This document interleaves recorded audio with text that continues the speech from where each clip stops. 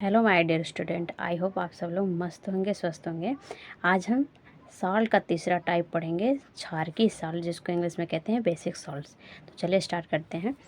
देखिए, जब किसी क्षारक के समस्त हाइड्रॉक्सिल आयनों का ऋणायन द्वारा विस्थापन होता है तो ऐसे लवण क्षारकीय लवण बनते हैं। मतलब कि किसी क्षारक के समस्त हाइड्रॉक्सिल आयन यानी कि कोई क्षार है, उसका OH आयन किसी दूसरे ऋणायन द्वारा विस्थापित होता है तो इस तरह से जो लवण बनते हैं क्षारकीय लवण बनते हैं। आगे देखिए क्या कह रहा है।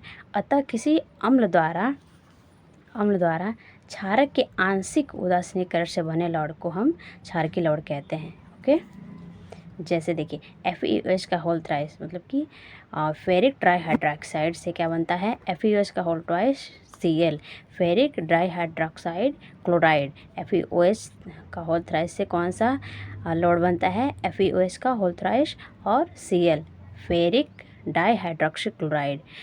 दूसरा देखिए PbOH का होल थ्राइस यानी कि लेड डाईहाइड्रॉक्साइड से PbOH NO3, lead hydroxide nitrate क्षारीय लवण बनता है।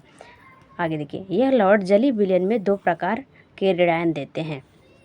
कह रहा है यह लवण मतलब क्षारकीय जो लवण होते हैं, ये जल में इनका अगर जल में विलयन बनाया जाए तो ये दो प्रकार के ऋणायन देते हैं, और वो जिनमें से एक हाइड्रॉक्सिल आयन यानी कि OH आयन तथा दूसरा कोई भी ऋणायन होता है। यानी कि पहला जो ऋणायन होगा वो OH ऋणायन होगा और दूसरा ऋणायन कोई भी ऋणायन हो सकता है। जैसे एग्जांपल में देखिए FeOH NO3, आपने देखा ना, लेड हाइड्रॉक्साइड नाइट्रेट, इनका अगर विलयन बनाया जाए तो क्या बनेगा, Pb+2+ OH माइनस ऋणायन NO3।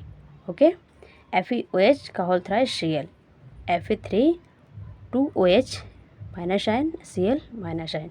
ओके, देखिए इसमें से पहला ऋणायन OH है और दूसरा ऋणायन NO3 है। इसमें देखिए पहला ऋणायन OH है और दूसरा ऋणायन Cl है।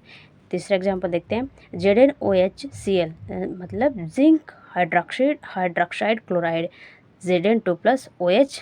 देखिए ये OH माइनस आयन Cl।